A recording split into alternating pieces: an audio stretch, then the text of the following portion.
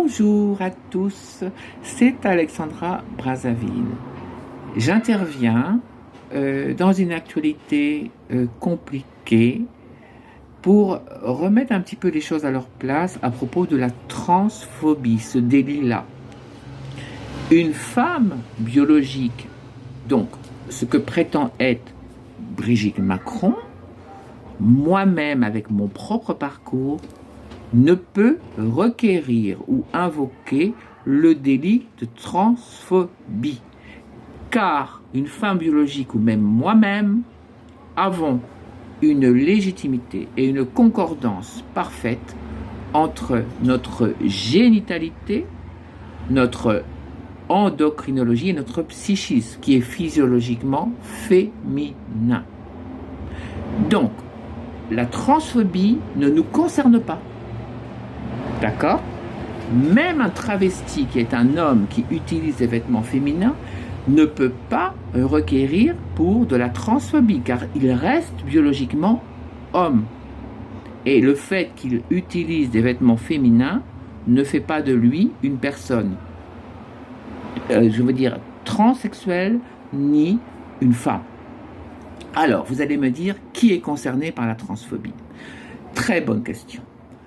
Ça ne peut être que des personnes qui sont médicalement et concrètement suivies pour des pathologies transsexuelles ou intersexuées ou hermaphrodites, actées, je dirais, par des rapports médicaux précis. Ce sont des personnes qui ont sur elles-mêmes la présence d'éléments des deux sexes.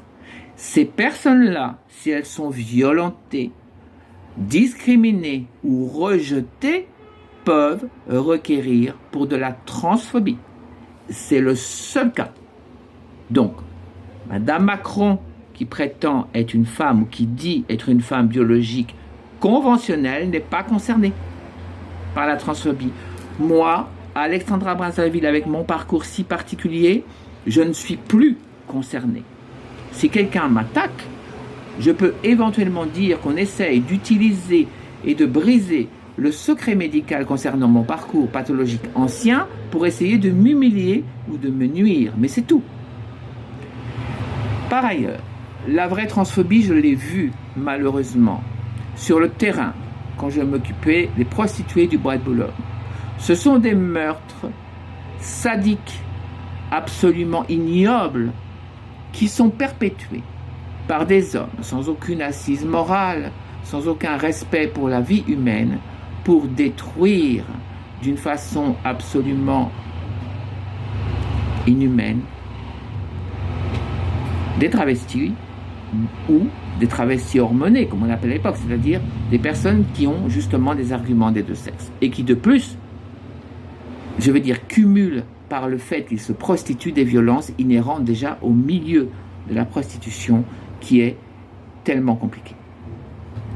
Je voulais faire cette émission parce que je suis fatigué d'entendre des rumeurs mensongères propagées par des médias mainstream et qui racontent absolument n'importe quoi au peuple français qui a le droit de connaître les choses avec détail et connaître la vérité.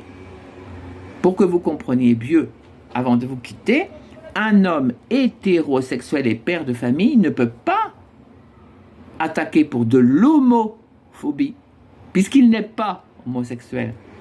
Seul un homme homosexuel, s'il est attaqué parce qu'il est comme ça, concrètement, c'est sa vie à lui, son orientation, peut requérir pour ce genre de délit, qui est bien évidemment condamnable. Voilà. Je vous remercie de votre écoute courtoise et j'espère avoir pu remettre un petit peu l'église au centre du village. Merci à vous, Alexandra Brazzaville.